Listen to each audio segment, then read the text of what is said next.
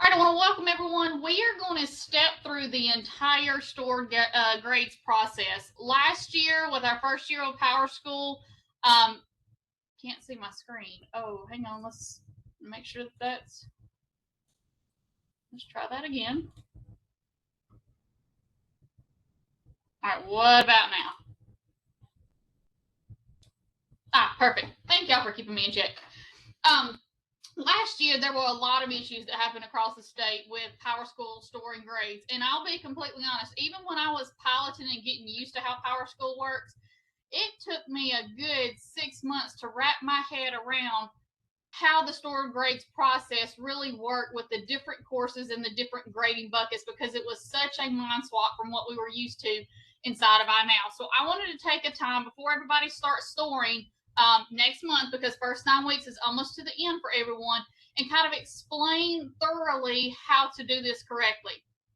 Last year, we had a lot of districts who stored, and at the end of the year, I was getting emails saying, "Hey, Stacy, I stored grades," and all these kids got credits awarded for classes that they had dropped and things such as that. So I want to walk through all the steps to make sure that you see what is causing that to happen, because the program's going to do what you tell it to do. So we want to make sure that you're telling it the right thing. And I have a little handout that I'm going to stick the link in the chat here in just a minute. But let's start with the overview of storing grades. One, storing grades happens at a school level. It's not a district-wide setting that can be done for all schools at one time. It does have to be done school by school. So I'm going to walk through it with this mock-up here in my pilot site for the high school. In order to understand how and what you need to store, you have to understand how your final grade reporting terms are set up inside of PowerSchool. So when you're at the school level, I want you to navigate under Setup to School, and then we're going to scroll down under the grading area and look at final grade reporting term setup. Because what you have up here is what's going to have to clue you into what you need to do at every point in time during the year. Now, the majority, and I know this is not everyone, because we have some trimester systems, we have some systems that store on 6 weeks instead of 9 weeks, but I'm going to use the 9 weeks reference and know it can be appended to any of those other situations. In your typical 9 weeks, you've got to think about when your 9 weeks ends and which all of these buckets and which all of the courses for these buckets your information is actually stored for. So I have, and let me pop this link in chat real quick. Now I will say, guys, in chat, WebEx does funny with the OneDrive. So copy that entire link that I just put in chat and paste it into a new tab and open it in the browser. It's a Word document. So I'll give you a second if you want to open it up and have it side by side. I'm going to have it right here. Here is a picture of that same screen. So notice it's this right here on this final grade reporting term setup is on this document right here. So I took a screenshot. And then what I did is I looked at every quarter to see which one of these buckets up here were grades that I needed to handle during those 9 weeks. Because what you have to determine is which one of those buckets lie within the date range you have selected, and whether you're just going to store it for an informational purpose, or is this what you're considering the final grade where you're going to award credit to these grades. Now remember, the awarding credit typically is only going to be used at your high school level. So you're going to have one of these that you'll want to create for each one of your schools. If you'll sit there and take the 2 minutes to create this, it'll make your life so much easier when we actually get to that stored grade screen. If you're in elementary school, if you're a primary, intermediate, even middle school, unless you have some middle school courses that you award credit to, the store with credit column won't even apply to you. So all of yours will be in the store without credit. You just have to know what point in time that bucket is relevant to actually be stored. All right, so if I look right here, I will notice it's the end of first semester. So we're going to pretend, because my semester ends, first semester, you can see, first quarter ends October 7th. So we're going to pretend it's 2 days after October 7th. I know when I was running my district, I used to have it open for like a couple days after the semester ended so teachers could finish doing the grades, and then we would lock the grade books, and then we would store grades after that point. So let's pretend it's a little after October 7th. The teachers have all finalized their grades. They've locked their grade book. What grades do I need to look at actually storing? So the first thing I would do is in all of these buckets, know which ones are relevant for an October 7th date. And so I highlighted those in yellow. So for my year-long classes, and I've kind of explained the architecture of what grades I have, for year-long classes, I have all of these buckets. I'm wanting a quarter 1 grade, a quarter 2 grade, a quarter 3 grade, a quarter 4 grade, a semester 1 exam, so kind of like a midterm of year-long classes, and a semester 2 exam, which is like the final exam for year-long classes, and then the final grade. Now, again, this is just one scenario. Some people don't have exams. They just have Q1, 2, 3, 4, and an F1. Or they'll have Q1, 2, 3, 4, and just one exam for the overall class, and then the final grade. So there's multiple ways that you could have those buckets, but the key is knowing which bucket belongs into which quarter as a grade being dispersed to it. Then I have this second level right here called semester 1 and semester 2. These are courses that the children are only in the course for a semester length in time. And it's moment in time. So semester 1 will be courses that the students take first semester, and then in December they are done. That means in January they get scheduled into a different course altogether. For semester 1 courses, I want a quarter 1 grade, a quarter 2 grade, a final exam, and then the final grade for credits. Semester 2, same thing, but in the second semester moment in time. I want a quarter 3 grade, a quarter 4 grade, a final exam, and then a final overall course average. For quarter 1, this level down here, these are for 9 weeks courses. So for the 9 weeks courses, these are going to be those that literally every quarter they end and the kids go to another class. So in my pilot site, these are like my health classes, my government econ that we only run 9 weeks in a block setup. Some schools will not even have this level. A lot of schools in the state only have the top 2 levels because they only offer classes that either run all year long or semester in length. So you can go down as low as you need to in those levels. So if you have classes that change every 6 weeks, every 4 weeks, however low you need to, you can add those tiers in there. In this case, for a 9 weeks course, let's say at the end of quarter 1, I want a quarter 1 grade, an exam grade, and an F1 grade. Now, I get this question a lot from districts, and they're like, Stacy, do I have to do a Q1, X1, and an F1 in a 9 weeks? What if instead of the exam being a bucket, I just want it to be a category in the teacher grade book? Yes, you can do that as well. If that's the case, then really all you're looking for is a final course average, and you won't even have a Q1 or an X1. You'll literally just have F1 listed here, here, here, and here. Unless that bucket is made up of other buckets being combined together, then you don't have to have all of these names down here. You can just have a final F1 average. The other thing, and if you read PowerSchool documentation, you can be misled on this, because I've seen them tell districts that they needed to have an F1, F2, F3, and F4, that you can't have the same bucket. Yes, you can. You can have the same bucket as long as there are lines in between these boxes, because this F1 is completely independent from this F1 because it's 2 different courses. What you cannot have is this situation in a year-long class. There are some districts that instead of waiting to the end of a year-long course to award the whole credit, will award 2 half credits. So they'll give them a half credit in December and a half credit in May for this entire course. In that case, they're actually going to have 2 final grades. They'll have an F1 and an F2 grade to receive the half credits of it. If that's the case, you just have to adjust of where your credit is. So this F1, instead of waiting to be down here for the year-long course, it'll actually be here at the end of second quarter, and then you'll put the F2 to be down here in the year-long class. So color coding it and helping to understand which point in time in the year those get stored with will tell you how many passes you need to go through. Because when we get to the stored grade screen, we're going to come back to this picture right here and notice that for the end of first semester, I'm only identifying 3 buckets that I need to store for. And when you do store, and you do it for each bucket at a time. So I'm going to have to store for Q1, I'm going to store for X1, and I'm going to store for F1. I just have to be very careful that when I store for X1 and F1, that I only store it in this quarter length class.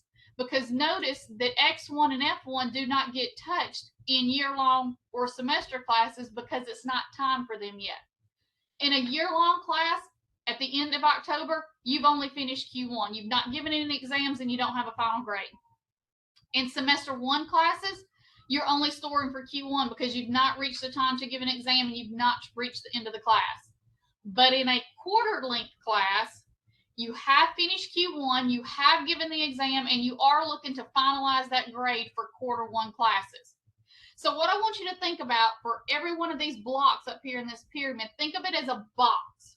And every one of these boxes, 2022, 23, semester 1, 2, Q1, 2, 3, 4, they all contain courses. And none of them overlap. Like the set of courses in the 22-23 box is completely different from the courses inside of semester 1, 2, or I should say sections. Sections inside of semester 1, 2, and then the different quarters. To see which ones belong in which box, if you have to have the Pscb custom reports, I hope everybody does at this point because they're really beneficial. There's a report called Scheduling Current Year, and it's this top one, Enrollment Counts.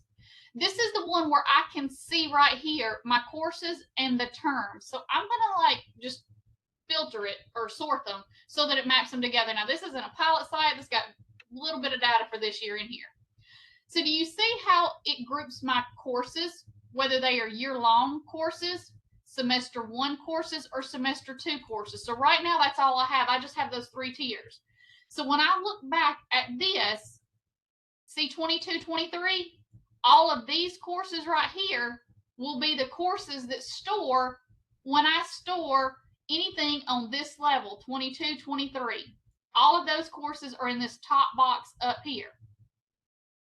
These courses that say semester 1, when I store semester 1, it's only storing for these courses. So I'm going to go back to my little triangle. When I get ready to do the Q1s, the F1s, whatever it is, when I do it for this semester 1 length here, right here, those are the courses that will actually store. So what I also saw a lot of last year is that people stored for 22, 23, but didn't store for these other levels. And they're like, where's my government econ classes? Where's my health classes? They didn't go onto the transcript. Because everybody's assuming that they're all in that one big breath because we are in the 22-23 school year, and that's not what storing does. Storing only looks at the courses scheduled for that length of time, not what school year you're in. You're in the school year that you're logged into. And so we have to compartmentalize all of our courses as we look at how stored grades work. So when I store for 22-23, it's only storing for these courses. When I store for that level of semester 1, it's only storing these courses. And when I store for semester 2, it's only going to store these courses. Same thing if you had 9 weeks, it would only store those that are scheduled for quarter 1 or quarter 2 or quarter 3 and so forth. So having that document is going to help you understand what to do on the actual stored grade screen. So now let's go back to the main page. And let's talk about the stored grades process. So again, you have to be at the system level. And I have to go to System, under Setup, and under Grades is this Permanently Store Grades. Okay. I can tell that a lot of districts lock the security down to this and have certain people who can store these grades because you have to be careful. Storing grades multiple times can overwrite things, and you have to make sure settings are right so that you don't duplicate things inside of this, because after you do something like that, it is a manual cleanup. So I'm going to go to the permanently stored grades screen. Typically, it pulls up whatever you did last. Okay, so if you were working with, F1s, F2s, Q4s, that's probably what's in here. So what do I need to fill out on this screen here? Well, the first thing you need to do is choose which bucket you're wanting to store for. So again, we're in the reference that we are storing for first 9 weeks. And by the way, guys, I'm going to do this same webinar every 9 weeks so that we can do just what's relevant for each 9 weeks. So right now, I'm only going to look at what we do for quarter 1. When I do this again in December, we will talk about what to do for the end of quarter 2 when you start doing some final grades for those semesters. That way we don't try to overwhelm you. I really want to hold your hand and walk you through each one of these 9 weeks live and in moment of it. So let's go back to my little chart. I'm right here. So these are the buckets I need to store quarter 1. I need to store for my 9 weeks courses, their exams and finals as well. So the first thing I'm going to do is grab the quarter 1 bucket. So minimize that again. So use this grade for the reporting term. I want to store quarter 1. This says save with what store code? Well, I want it to be quarter 1. We try to keep our codes the same as our buckets. Now, there have been times where we've had to trick it. So basically this says, PowerSchool, I want you to use this bucket. And when you save it to the historical grades, which we like to call the transcript, this is what I want you to save it as. So I want to use quarter 1 and I want to call it quarter 1 on historical grade. This is where 99% of the issues have happened last year. How many of you in here stored grades and you saw grades for dropped classes show up on your transcripts? That's why. This is where you really include and exclude students the right way. Now, there are 3 options right here. And you can read through those 3 options. The one thing you don't want to do is not choose any of the options. If you don't choose any of those include, exclude statements, it's going to take every course that you had a student enrolled in at any point in time and store whatever grade they had. So if my counselors are on the call, I want you to think about this. I want you to think of your first week of school. How many of y'all changed schedules on kids your first week of school? A ton of you. Okay, I know the real world and how it works. So let's say Mickey Mouse was in Algebra 1 and he was in there for all of 2 days. But during those 2 days, this teacher decided to give them like a syllabus check or something. And hey, if you get your syllabus signed and bring it back, I'm going to give you 100 to start you out. Great. So he got his syllabus signed and he's got a 100 sitting there. But then you drop the course because he's really going to take Algebra 1 second semester because he made the basketball team. So now I got to put him in a basketball class. Y'all know how this goes.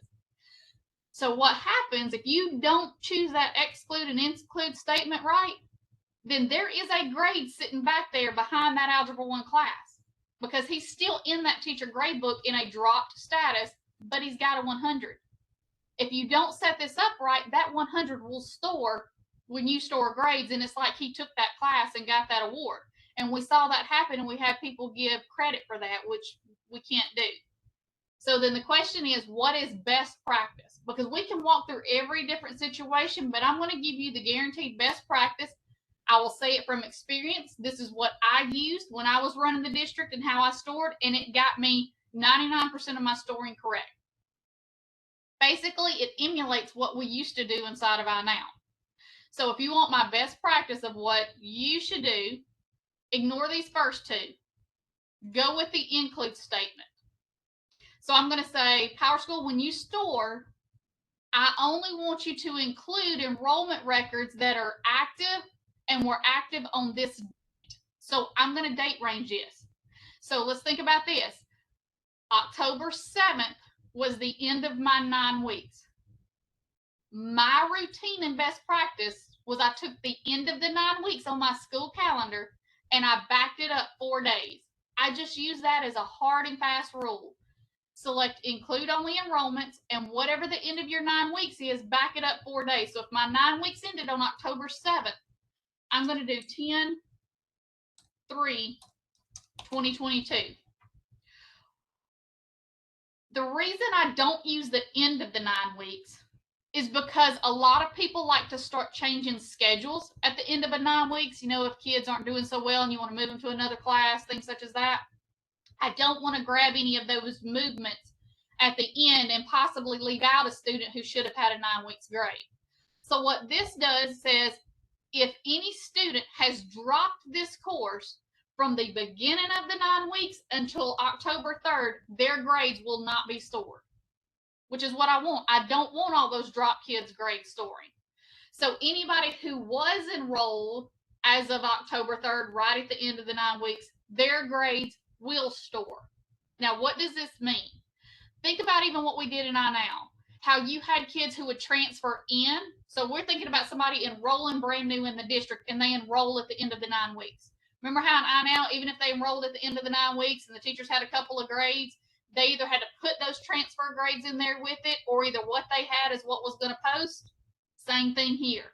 If you do it this way, it's going to treat all those drops as passes, so it doesn't look at them.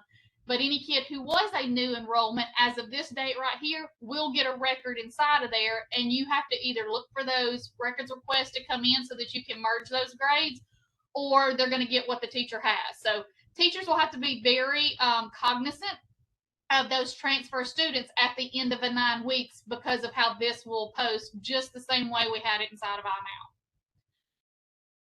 You can do additional filters. Typically, at the first 9 weeks, we don't use any of this. The additional filters is typically used in May when you want to store for seniors ahead of everybody else. You know how seniors like all get out at the beginning of May and you want to store their grades and get their transcripts? This is when you can start doing filtering. Now, this can also be used if you need to go back and restore for a student or restore for a course. Because how many of you have had this happen? I'm Stacy Rohrster and I'm teaching probability and stats, and I've done finalized my grades and we've stored it and it's great, and then I realized, oh, I forgot to put a test in. And then I'm like, hey, I need you to unlock my grade book. I need to put that test in for all my kids, and now all their averages have changed. You can actually come back in here and store just for that one section for that one teacher if something like that happens. You would just have to put the course and the section number. So if I knew that that was the course and section number, I would just say request that grades store only for this section, and then it will just store that group of 20, 30 kids and ignore everybody else in the school. So if you did want to store for a specific course and section, that's how you would do it. You can also do it for a current student selection. So let's say if you had gone to the main screen and selected 10 kids that you knew needed all of their grades restored for some reason. You could check this. Right now I don't have a current selection, so it doesn't even give me the option. If I did want to store for a certain grade level, like it's May 1st and I just want to store my seniors and nobody else, this is where I could check the box. Notice you got to check it in front of the grade. So if I wanted to store just for seniors and nobody else in the school, I would just check this box and run the process. You have tracking and you have different exit dates. But typically, I'm going to kind of shorten that back up because we don't use this at the end of first 9 weeks. We will later on. Here's where the big work comes in. This classes by term length, and remember, it's for this code. Do I want to not store it at all, so just leave it alone? Do I want to store it with credit, or do I want to store it with no credit? Okay, this is where my little document comes in. So storing it without credit just means, hey, I want you to put the grade on there because maybe I'm pulling it on transcripts or I'm pulling it on report card. I'm just getting that historical record of the grade at that moment in time. But I'm not issuing any earned or potential credit at that point, because as long as you're not storing with credit, that grade will not impact GPA calculations. Only the grades that are stored with credit will impact your GPA calculations. So in this case, for Q1 is just an in-progress grade. It is not a final grade for anyone. So in that case, for all 3 lengths of class, I want Q1 to be stored with no credit. And if you're storing with no credit, you don't have to worry about this percent because, again, we're not awarding credit. Now, typically, store with no credit is what you'll use all the time if you're an elementary school or if you're a middle school. Only those sections that you actually award credit to would you want to come back, restore, and then assign that credit on there. So this is kind of the most inside of here. So for Q1, because again, in my pyramid, Q1, and a lot of people, and I see it in chat right now, that 9 weeks course, Q1 in my setup is not the final grade. In my setup, the final grade is F1. Now, if you chose to make Q1 your final grade, then yes, you would store it with that. But remember, if you start doing that and going off of our F scale, you're going to start messing up other districts across the state when we look at those final grades. And guys, it'll mess up Dragonfly. Dragonfly is looking for F's to be final grades, not Q's. So if you only wanted to give one grade for this 9 weeks grade and you wanted it to be the final, call it F, don't call it a Q grade. Think of Q's as being in progress grades only. The other option that you really need to look at is for this right here. If you are storing grades for a term that's not in progress, you'll need to, now we're going to do this real moment in time. And guys, I'm going to say this. A lot of people last year waited to the end of the year to like store all of their quarter grades. Don't do that, because it will make this right here nasty and ugly. If you'll do it moment in time, so when you finish October, let's store October. Don't wait and try to do it in May. That way it keeps everything current right here. After you go 30 days beyond the end of the 9 weeks, these classes by term length start swapping automatically into the next 9 weeks, and you lose, like quarter 1 will disappear. And you've got to say yes to make all of them appear. So see, now I can see all of the different ones, which I don't want to store for any of those right now. The other place is this option for classes enrolled at other schools. So think about districts who have remote enrollments. Now, this could be a plethora of different options right here. How many of you have career tech centers in your district that the students go to? So you have classes maybe at the high school, but you also have students taking classes at the career tech center. Or how many of you have an alternative school where the kids are enrolled in the high school, but they're also taking classes over there? So that's a remote enrollment. When you have remote enrollments, typically those are all stored at that school. And so when that happens, if you want to store from the actual high school instead of the actual remote school, here's where you can look at it. Do I want to store grades for classes enrolled at all schools or this school only? So in my example right here, I'm storing for grades at Opelika High School. I have an alternative school in this pilot site called Opelika Learning Center. If I have a kid who's in the alternative school, if I wanted to also store the grades for my high school students who are attending the alternative school, then I would need to choose this option, all schools. But if I didn't want to store those, I would say this school only. 9 times out of 10, guys, y'all are going to do the all schools because you want all schools they're enrolled in to get those grades. Think about it. How many of y'all maybe have a middle school where some middle school students take classes at the high school? That would be a remote enrollment, and that would be you wanting to choose all schools and have that right back to that same historical record. And then you just need to make the decision, what school name do you want to go on that grade? So if I did have this situation of a student enrolled at this high school, but they're in the alternative school, when I post the grade, do I want that grade to say Opelika High School, or do I want it to say Opelika Learning Center? In my preference, I want it to be the name of the actual school that they received the credit at. So if you've got a middle school student who's taking credits at the high school, you would want to say, I want the other school's name on there, so you put the actual school of record that issued the grade as the one that shows up on the transcript. Now, all this other stuff right here, guys, ignore it. Don't even look at it. They make this page way overcomplicated for what you have to do to store grades. Really, the things that you need to look at, so kind of overview again. What bucket? Do your include statement. Mark your classes, and then if you have any kind of remote enrollment, you'll want to set that. And that's really all you need to touch on this page right here. So I'm fixing to submit this and store these grades. So what am I storing? I'm storing my Q1 grades with no credit, and it doesn't matter which length. So I'm storing it for my year-long classes, my semester classes, and my 9 weeks classes. I'm going to put all my quarter 1 grades on there. And then I'm going to come down here and I'm going to hit submit. All right, and so I've got, and again, pilot site, y'all, I've been working in very few grades, so it tells me I just stored for 27 students, because that's how many I've actually got scheduled in classes right now, and altogether 78 stored grades were inserted. Now, go back to my little handout here. I've only stored 1 bucket, and there are 3 buckets that I need to store for, so I'm taking care of all 3 of these. Now I need to go to the next bucket, which is X1, which is only current for this moment in time in this Q1 class right here. So this is my final exam because I chose to create a final exam as a bucket instead of a category in the grade book. Okay, so I'm going to go back to my stored grades page. So go back to system and go back to permanently stored grades. Notice it keeps everything like we just had, but I need to change the bucket. So now I want to store the final exam. I'm going to do the exact same include statement.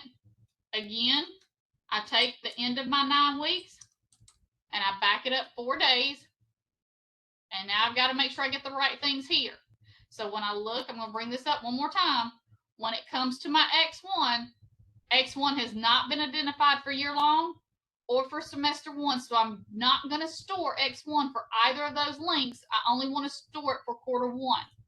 So for here's the year long, I'm going to leave it do not store. Here's the semester. I'm going to leave it do not store. But for my quarter class, yes, I want to capture their final exam grade. So I'm going to store it, but with no credit, because again, this isn't the final class. The final grade. The default is right here. Store grades at all schools, record the name.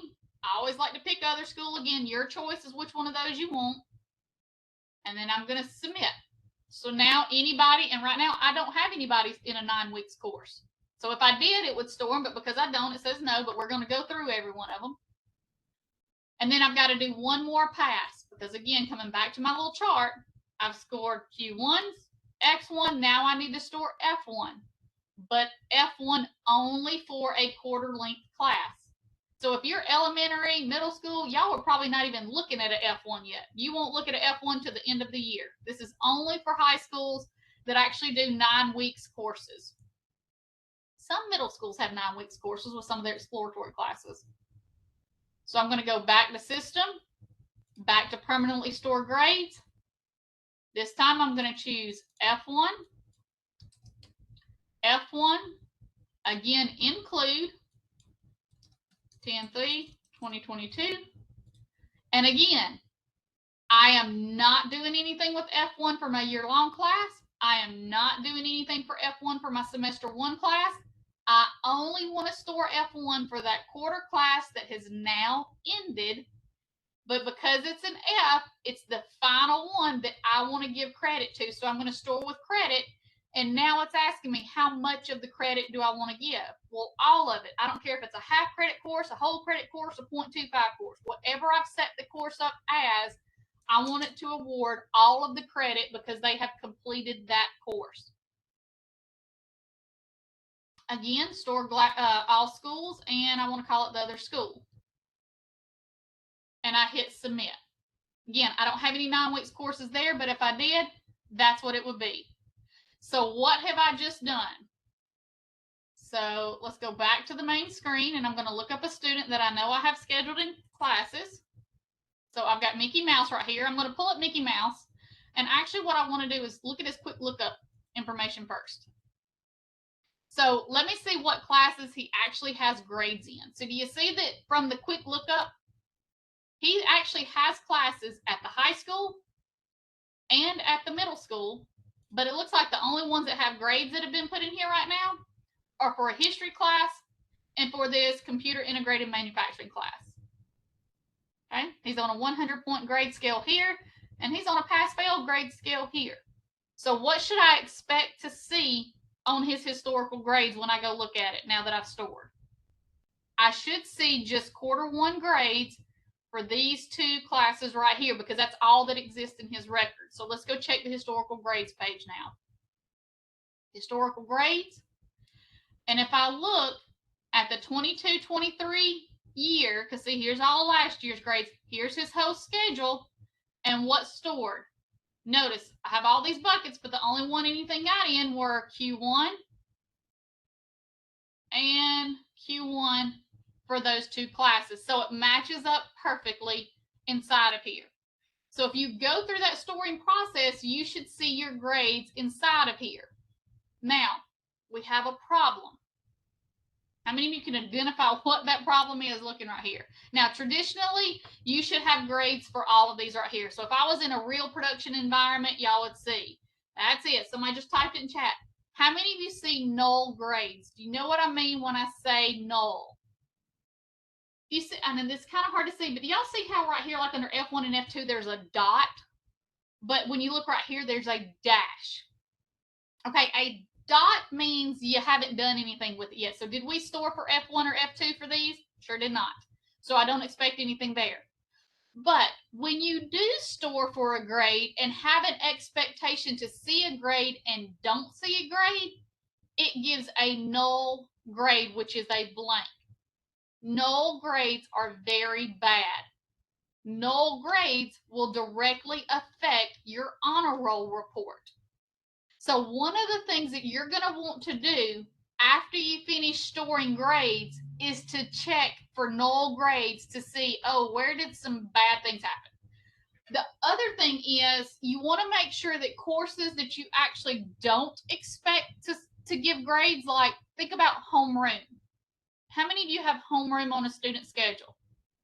When you store grades, are you expecting to store grades for a homeroom class? Typically, no. So really in the setup, that course needs to be checked to actually not store grades, or else you're introducing nulls in here. So you want to make sure that you get rid of these nulls. So one, how do I check for them? And two, how do I get rid of them? Well, let me swap back to district office first, because we want to make sure they're not actually stored in the first place. When you're in district office and you look at courses, think about courses that you do not award grades to. So I'm going to look up homeroom. Okay, here's my homeroom course. In the setup of every course in your district, if you scroll down, there is this option right here, exclude from the storing process, which means even if that course is scheduled in a student schedule, it's not going to be touched in that stored grades process, because I know if I did have it touched, it's just going to introduce a null, which is going to throw havoc everywhere. So I want you to think of all the courses that you have out there. I know a lot of us do like a rostering course to kind of get our special ed caseloads in for teachers, things such as that. You might have those kind of grouping courses that you don't actually do grades in, like how many of you have an advisory course set in your student schedule, things like that, but you don't really give grades in there. I know in a lot of elementary schools, there are some school districts that they'll schedule, you know, the math, English, science, social studies, all of that, but then they'll also schedule PE, art, music, things such as that, but won't actually give grades in PE, art, and music. If you do things like that because you want to see them on a roster, but you don't want to give grades at all, or then you need to come in here and check this box right here so they're not stored, because that's just going to introduce more. This will keep them out of that storage grade process and out of a transcript altogether. All right, let me swap back to the high school. So again, let's pretend that we just stored grades for this whole school. I want to go see where my nulls are to see if something happened somewhere. So this is going to be in a DDE search. So I'm going to go to System, and I'm going to go to DDE. Now, I will go ahead and preface this. Only certain people in your districts probably have access to this screen right here. So not everybody will be here. Here, I'm going to go to Stored Grades, because the Stored Grades table is where everything that you just saw on Mickey Mouse's historical grade screen is located. So I'm going to go ahead and select all the records in this table. I just like to preface them up here. But I want to do a little bit of filtering. So the first thing I want to do is filter by the term ID. So every year in PowerSchool, we have a term ID associated to that school year. This year, it's 3,200 and above. So I want to only look at grades that I just stored. I don't want to go back looking at grades from past years that you may or may not be cleaning up. So I'm going to say, give me everything with a term ID of 3,200 and above. And so if I search, I'm going to click this little box down here. It says, only show me results right here at Opelika High School. Now, if you were doing this from the district office, you might want to search across all your schools and just band all the nulls at one time. Perfectly fine. So I'm going to search.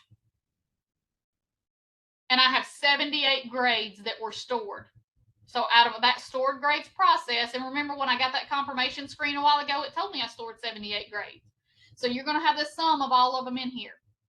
What I want to do is look for any grade that is null out of this list of 78 grades that have been stored for this school year already.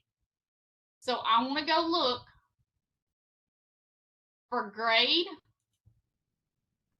And in these options, notice one of them is null. I want to find any grade that was stored that really did not have a grade associated with it. And again, I'm going to search that box, and I'm going to search within these current 78 records only. I don't want to go back to the whole table. I want to go just to these 78 right here that I've looked at. And I'm going to search. And you'll see 73 of them were blank grades because I've not played in very many teachers' grade books putting grades in here. Just to double check it, I'm going to click in the table view and see who and what. So I've got kids scheduled. So like, let's just take a look at this. This is somebody's physical science class. So this would be Annalie and Alcantara. For Q1, you'll notice for grade, it's blank. For percent, it's 0. So I don't want to leave these in the database. So to get rid of them, my people who have the access, once you have the list of nulls there, you'll swap it to DDA and you'll delete those grades out because you don't want to leave those in there when you go to run honor roll and things such as that. Okay. The other thing that you might want to check for after you've stored grades, so we all know this, even though we have asked schools use the same naming buckets across the state, some districts still are not, which means it could harm you when they enroll into your district because they're not in a bucket that you've coded your transcript or report card to pull. Like if I look at my first quarter report card, it's only pulling Q1 grades and an F1 grade. So if you've got somebody who called it an S1 or a T1 or a W1 or a M1, whatever it is, it's not going to print on your report card. So the other thing that you want to do, and this is probably something that's going to be done by your district person, is I want to go back to all records in this stored grades table. I want to again go back to term ID and do greater than or equal to 3,200.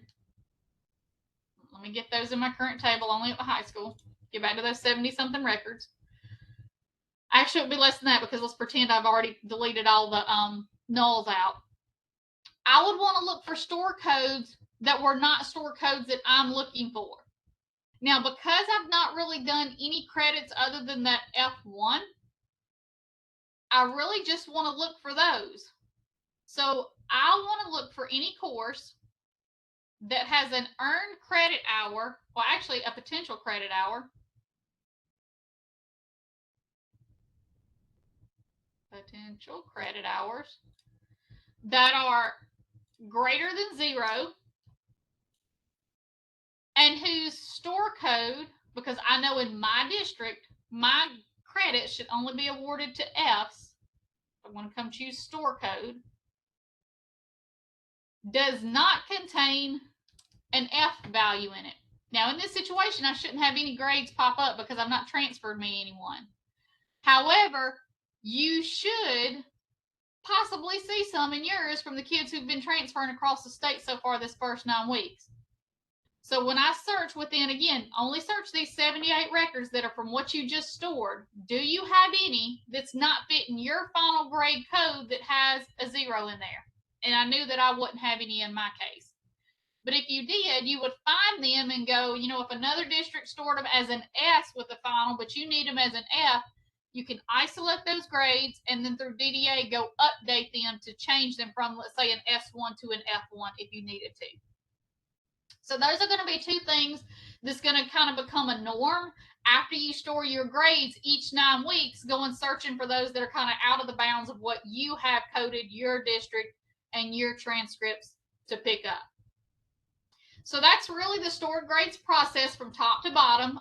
When I send out the recording, I will send the link to this document right here because, again, I'm going to highly advise everyone to create your own document with these color-coded so that you will see how, and like put put this up beside your computer because it will help you when you go to do that stored grades piece of it. All right, let me jump over into the chat now and see what kind of questions we have right there. I'm going to go back to the top so we can get these in recording as well. All right, someone asked, can we store F1 without credit if our report card is set to show F1 grades, or do you have a better recommendation? Casey, to be honest, the answer to that is yes. You can store whatever you want. But my recommendation is not to store an F1 until you've truly finalized the grade, because we see an F as a final grade. If you're storing it in progress, a final and an in progress grade are really two different things. I only stored F1 if we actually have reached the value of an F1 for that particular course. So like I would not store an F1 for a whole year class or for a semester class at the end of first 9 weeks. Because think about if that kid transferred from you to another district. If that district saw an F1 and they go, oh, well, that's a final, how come they didn't award credit? And then they try to go award credit when they didn't finish the class, there could be a lot of mistakes made in grades, and you don't want to be caught up in an audit with compliance monitoring and having an F1 grade there when it shouldn't be. Okay, Sarah said, you keep saying to lock down the grade book. Is that something we are supposed to do? If so, how do you do that? Oh, well, it's not something you have to do, but a lot of districts take advantage of locking the grade book. So what is locking the grade book? If I go, I'm still at the school level, and I go back into the grading section, there is this Power Teacher Pro settings, and there's this locked reporting term settings. So what locking the grade book is it literally makes the grade book read only for the teacher. So one of the things that I used to do as a district, and again, you can kind of do your own choice on here, is that when the 9 weeks ended, like I said, we gave the teachers a couple of days after the 9 weeks to finish up grades, you know, any of those last minute grades that you've taken, getting them entered in. But then literally we put a lock on the grade book, which means when they went in Q1, once that lock is put on there, they could not change any grades. Because how many of you had this happen, even in On-Out? You posted grades, you sent home report cards. The teacher went into their grade book and added some grades or changed some grades, and all of a sudden you get a phone call from mama saying, hey, the report card says that he has a 73 for Q1, but when I look in the grade book, it says an 82. Why is there a difference? Well, if you allow the teachers to go in and change grades, then anything you sent home on a report card could be a mismatch of those grades, which could be a problem. So we always lock them. Right here, you can check this box to enable or unenable. And you can say how many days after the reporting term do you want to lock it. So in this case, I'm going to give them 2 days after the 9 weeks is over, and it goes by your calendar that you have set up of your 9 weeks. And then I can give it a number of days to warn the teachers. And so let's say I want to warn the teachers 2 weeks ahead of time that, hey guys, this is the last day you can put grades in for Q1. So when I hit submit, let me actually pop into the teacher grade book and show you what that warning looks like.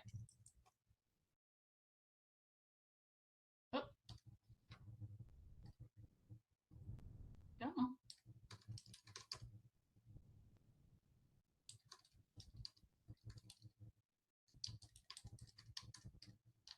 So if I log in as this teacher, and I'm just going to pop into this Power Teacher Pro. You see this warning up here? If you set that enable locks, it tells the teachers, hey, for Q1 grades, you can be entered until midnight on 10/9. And I'm going to tell you, the second after midnight, this grade book locks, and they can't go back and change anything. If they tried it, like they'll be able to view, navigate around, but if they went to the score sheet and they tried to do anything, they would not be able to. If they did need to make a change, this would force them to have to do, because how many of y'all have like a grade change request form in your schools where they have to request it be unlocked so that they can then change it and then you restore or update that grade? So that's what locked grades mean inside of there. Completely up to you as a district whether you want to use it or not, but it is a kind of a safety net there. And Patrick, I think we answered your question about the 9 weeks. All right, Nicole said, if we award credit by semester, would we choose store with credit at the end of semester 1? Yes, Nicole. And when I do this webinar again in December, I will show how to do that on the end of those semester grades. So I want to do it moment in time just so it doesn't confuse everyone. But yes, you would do that.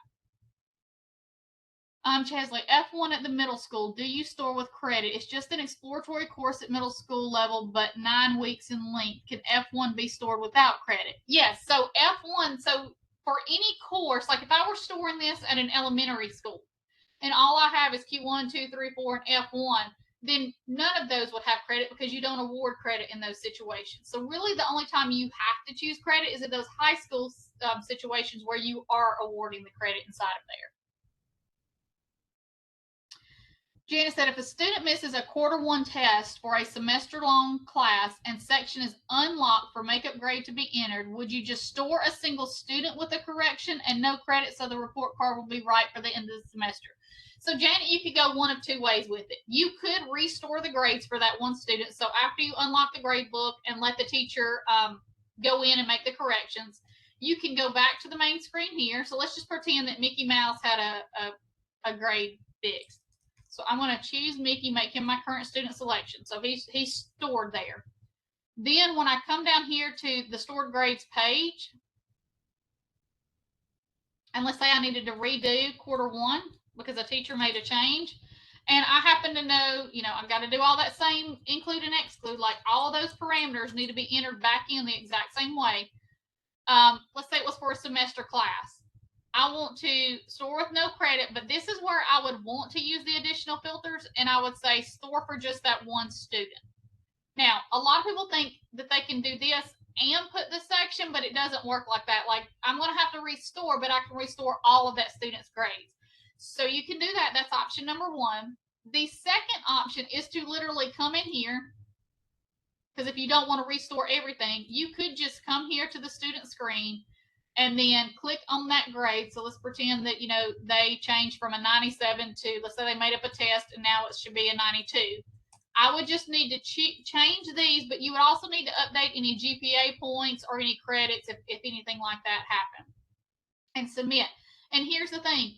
Every one of the changes that are made, y'all, are captured. So if I go back to this 92 inside of here, you can see right here that this right here was the original grade was created by stored grades, and then we had a modification where an old grade from 97 got changed to a 92. You also have this change history where you can see what happened. So you can see right here, this right here all came from this person storing grades, and then this was an update by this person. So if you're ever wondering who actually stored the grades for a student, because down here at the bottom of this page it said stored grades, you can check in your change history and tell you who stored the grades. And this came in very helpful this summer because we had a district where the grades were stored in May, as they should, by the person that should have stored them. And then we did the end of year process, and then somebody went back in and stored those grades again. Guys, you can never, and this is one thing I need you to remember out of this, you can never, or you can, but you don't need to, don't ever store grades for a previous year after you've done end of year rollover. Because what happens is it takes the current grade level and associates it with the new grade level instead of the old.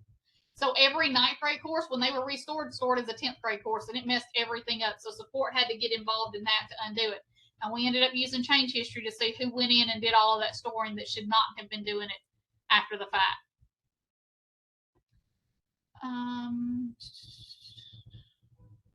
If we check exclude on report cards and transcripts, can the school still print report cards by homeroom? Yes, because that's just looking for a homeroom course that's in the schedule, not necessarily that it's printed inside of there, Angie. At least from what I've seen. Somebody could prove me wrong on that one.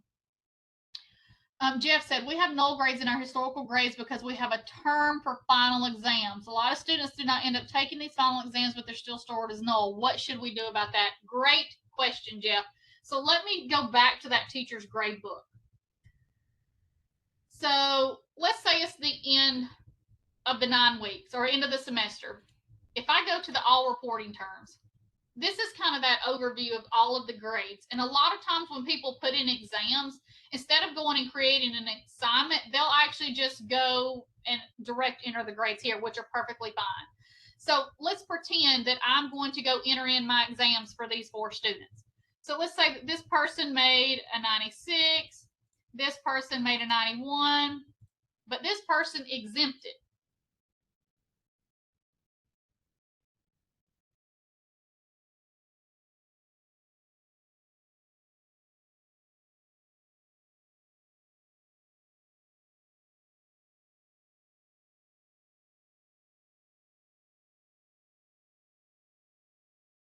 You store grades. What you really need to do an exemption if they don't take the class is you need to have a special code set up to run alongside your grade scale. And I'll pull my grade scale up in a minute and show you. So that instead of scrolling down here to use this exempt, when they come to this, well, let's exempt this one here. And let's go back here. You see how over here to the right, there's this codes box? Notice in this codes, I have 3 codes set up that teachers can assign as a final grade: an incomplete, a failure due to absences, and an X for an exempt. These grades are both exempt right here. But one of them, this one will produce a null, and this one will actually store an X on the grade. So I'm actually going to save this. So let me save those X1 grades. So this is a year-long course. So let me go back to this. I'm going to store those X1s just to show you what it does on each one of those. So if I go, let's go back to System and Permanently Store Grades, and I want to choose that X1. And I'm going to include, so that's going to be the end of the year, so I'm just going to 12/1/2022. And that was a year-long course, so I'm going to say store with no credit. Not going to worry about those others. Let me go submit it right quick. Okay, so now let's go back to this. So I'm going to look up Caden, Duck, and Mickey Mouse and show you the difference in using those codes versus what actually happened on that historical grades page. So let's go here. I've got Mickey selected, so now let's go find Caden Duck, and I'm going to add him to my list. So I've got these 2. So let's look at Caden. When I go to Caden's historical grades, for that X1, notice it did an X. That's because I used the X code. But now I'm going to scroll over to Mickey, and look what it gave. It gave nulls. So you want to make sure that to get the grade in there to show that they didn't take it, that you do a code set of special codes and not use this exempt feature right here. This is something we really have to stress hard to the actual teachers. Now, where do you get this at? If you are at the district office, because this is where your grade scales are set up, and you go to district, under grading, you have grade scales. So in this district setup, we use this 100-point grade scale. But inside of this grade scale, let me just pull it up. It says that it uses this special codes grade scale. Come back here, and you're going to see I have a grade scale called special codes. Here in my setup is where I choose what special codes I want my teachers to be able to use. So I have incomplete, failure due to attendance, and I have this exempt code. And because they're checked right here, this used as a final grade, that's what allows them to be able to post this as a final grade, so it will store as a final grade and not be caught into that null situation. So I hope that helps you out, Jeff. Sarah said, are we going to receive a PowerPoint on this session? So Sarah, I've recorded this webinar because it's something that it's so different between districts that I can't really create a PowerPoint for it that will go through all the scenarios, but you'll have the recording to be able to refer back to it on. And yes, this recording will be emailed out to everyone. Beth, is there a way not to store withdrawn classes? Yes, that is all in that stored grades setup page. So when you're on the actual stored grades screen, to make sure that you don't include those withdrawn classes, you have to choose this bottom one. And remember my best practice, back it up 4 days from the end of the 9 weeks. So if my end of the 9 weeks is 10/7, I'm going to put 10/3/2022, and this will make sure that none of those dropped or withdrawn courses end up on that transcript. Joy, which report do you use to check teacher grade books prior to store and what we used to call a grade verification report? So inside of Power Teacher Pro, so let me pull back over here. Let's see. I'm going to have to go to the score sheet. When you save grades, let's see, there's a couple of things that you could do. Let's go to reports. This final grades report, because I know everybody's been wanting like a grade verification report that teachers print out, have to sign so that they turn back in. This final grades report kind of acts like that. So if I were to print this final grade report just for this one class, let me just run this report real quick. Hopefully it won't take too long. Go to the report queue. Click on it. Let's open it up. This is very similar to that grade verification report. So if you wanted a printable grade verification report, then you could have them print this out, submit to the front office, and you can verify that that's what it is.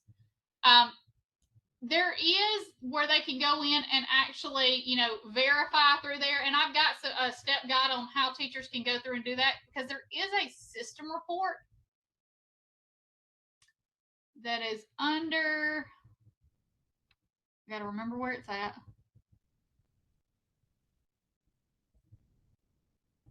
Oh, where is my, here it is. It's called Section Readiness. So if teachers go into the teacher side and verify that their grades are ready, then you can run this Section Readiness report, and I have not set this up in Pilot, that will tell you who's clicked that button and not. But guys, I'm going to tell you, there's nothing that they have to do for you to store grades. A lot of people think that they have to complete this Section Readiness in order for you to store, and that is not true. When you get ready to store, it's going to grab whatever is in that teacher grade book at that moment of time, regardless as if they have done this Section Readiness thing or not. So depends on what you're wanting to do inside of that, Joy. I think what most people are wanting to do is get back to that printable report, which is going to be that final grades report that's inside of Power Teacher Pro. Erica, what happens when you store the grades and then a school needs to update the grades? How can I do that with causing problems? So we showed that just a minute ago, Erica, but you can do it either way. You can either restore the grades for that one kid, or you can manually go into that historical grades page and just update it after the teacher updates the grade in her grade book and tells you what the new average needs to be. Can we delete blank grades in Power Tools if we do not have access to the DDE? Yes, Casey, you can do that through there, but I will tell you, I found a kind of a quirk in the Power Tools. For some reason, and there's no rhyme or reason to it, that Power Tools does not always get all of the blank grades. I don't know why. And the person who wrote that plugin out there, I don't know if they're going to be able to update it to fix it. So I always recommend just having the person at district office at the end of each 9 weeks just go in, search for those blank grades, and just take care of the whole district at one time. That's really kind of best practice.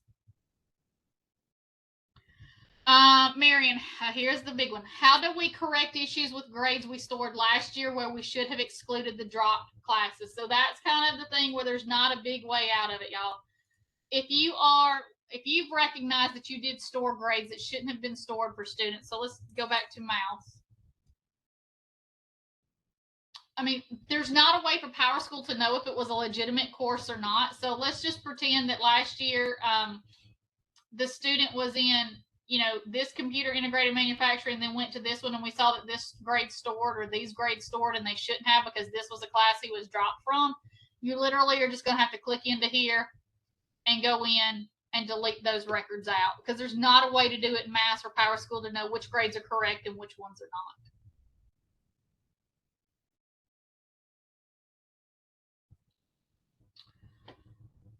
Kathleen, my district level does not have Pscb custom reports. Kathleen, if you do not have those Pscb custom reports, get your district tech person or PowerSchool admin to reach out to me so I can walk them through installing those plugins, because they are great reports. Jenny, so if we need to add grades such as for a new student, then we would unlock the grade book, get the teacher to enter, and then restore that quarter correct. Yes, that is what most people are doing, Jenny.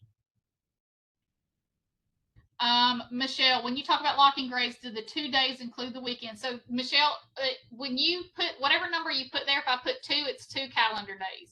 So if it does fall over a weekend, what I usually do is check my calendar. So if my 2 days, I try to do it 2 business days. So if it needs to go over the weekend, I'll sometimes have to enter in 4 just to give them the true 2 day for those business day counts. Jessica, at the middle school level, do we just do Q1 for this semester ending? Then we will do a F1 at the end of the semester, which is December. So yes, Jessica, if you're in middle school that has semester length courses, then you'll do that F1 only in December for that semester length course. Will choosing all schools under options for classes enrolled at other schools include access classes? No, Lisa. So that option on the stored grades page is only for schools that are natively inside of your district. Access actually stores their grades on their own servers, and we have a process that picks those grades up and moves them over to yours, which, by the way, we have some updates coming out to access grades, so y'all just hold tight on anything access related, and as soon as that new process is out there, I will do a webinar, and trust me, y'all are going to like it much better than what we had to do last year, so changes coming to that.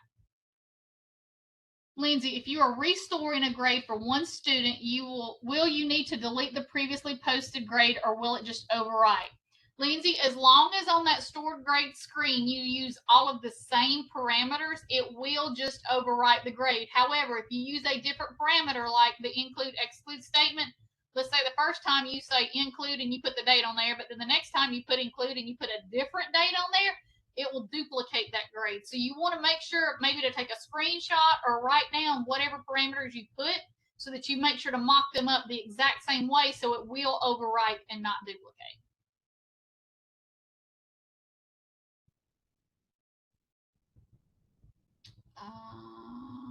Oh, I know a lot of people said they lost sound, but a lot of people said they could hear it. So remember, there will be the recording. If a teacher had a 0 for a class, but should have had a 50 and it wasn't caught until after grades are stored, what is the best way to correct it for several students, not just one? So Erica, in that case, I would have the teacher go into her grade book, fix the grades, and once she's got the new averages like they need to be, you just go restore for that one section of grades. Because remember that on this stored grades page, there is the option here to store for a specific course and section. So if I knew the course number and section number for that one class I needed to do everybody on, they could just update what they need to and just restore that one class. Changeley, if your X1 code set is 100% for exempt, won't that 100% be used as a factor in final grade? Typically for exempt, it's simply not a factor. No, because remember that, because I know you're worried about it factoring into GPAs. But remember, that grade doesn't have earned credit values appointed to it, so that grade does not get used in that calculation.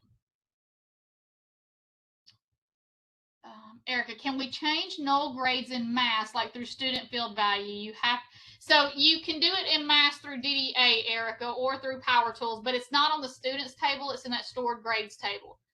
So yes, they can be done in mass, but only from DDA is going to be the best one. Are STCs required to put grades in? So according to the Alabama Administrative Code, they should be facilitating courses and awarding grades in there, which means those would need to be stored as well. And I do know they come and go so quickly, so it's like a kid who transfers to you for 2 weeks and then leaves, and you get whatever grade you get. But those grades should be factoring into wherever they go back to. Janet, when storing Q1 for no credit for semester long, what will store if the teacher has entered more grades for Q2? Does the system know to only store the grade for the Q1 time period? Yes, Janet, it does.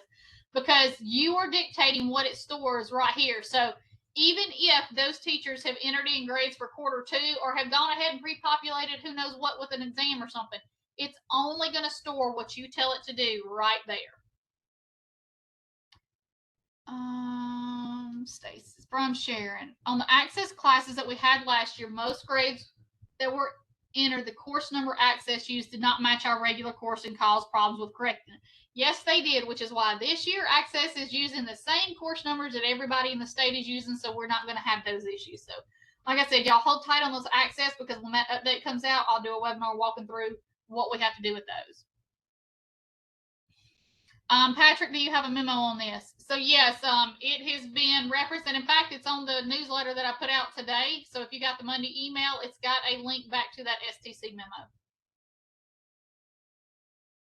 Heatherly, will it cause an issue if change my grade scale to include special codes at this time? No, you can go ahead and do that. Now, I will tell y'all this. If during a school year you make a change to the grade scale, then there is a function that the teachers have to do. And guys, you can't do it for them. Like, they have to do it from inside the teacher grade book. I wish you could do it from a district level, but you can't. So let's say you make a change to your grade scale of any form or fashion, or you change like the traditional grade formula that's used to calculate these grades. Once that is done, then up here in this gearbox, those teachers are going to have to come recalculate final grades so it can realign to the new grade scale that you've assigned for those students. So any of those that you change, you have to get all of your teachers to do this recalculation, or it's still going to calculate on the old grade scale and not the new. Oh, somebody just asked, how do I get on your email list? So guys, that is all driven from the education directory. So if y'all want to make sure that you get my Monday emails that's full of all the what I'm supposed to be doing in PowerSchool right now, you have to be listed in the education directory. I have like if you are listed, and hang on, I've got the list somewhere. 1 second.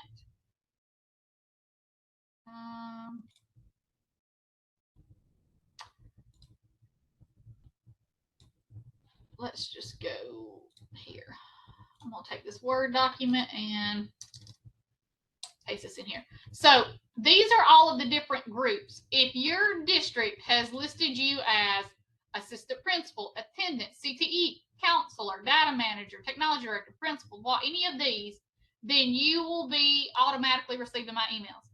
The one group that's not out there that a lot of people need is the registrar or data clerk roles, secretaries that are there. So I created 2 positions in the education directory called PowerSchool Contact and PowerSchool Primary Contact if you're district level. Get your person who's over education directory to add you to the PowerSchool Contact staff position in the education directory. And if they do that, you will start receiving my Monday emails that usually has the videos and the step guides on how to do all this nice fun stuff that we have to do every day in here.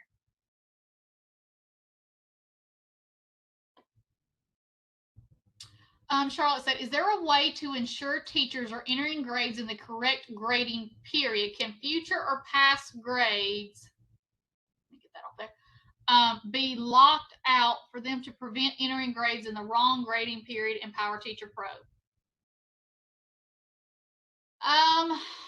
That's a good one, Charlotte. You can't do the lot reporting terms because that's going to be in there all together. But there are, let's see.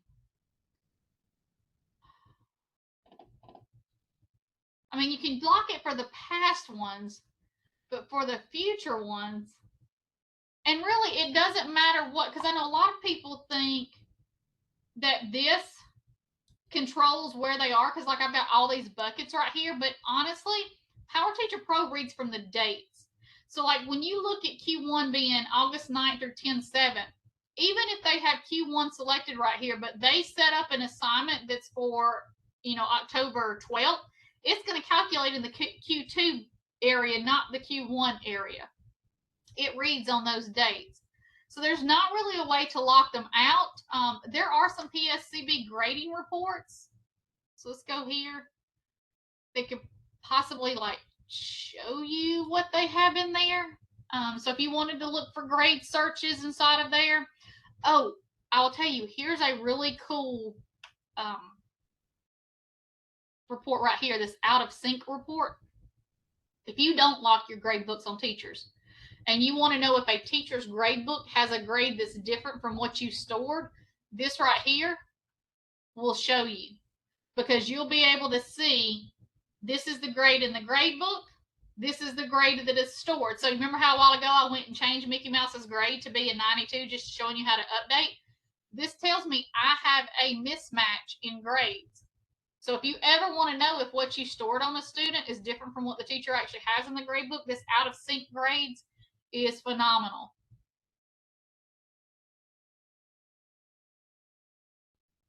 All right, I think I have gotten through all of the questions in chat. All right, I'm going to stop the recording so it can start rendering.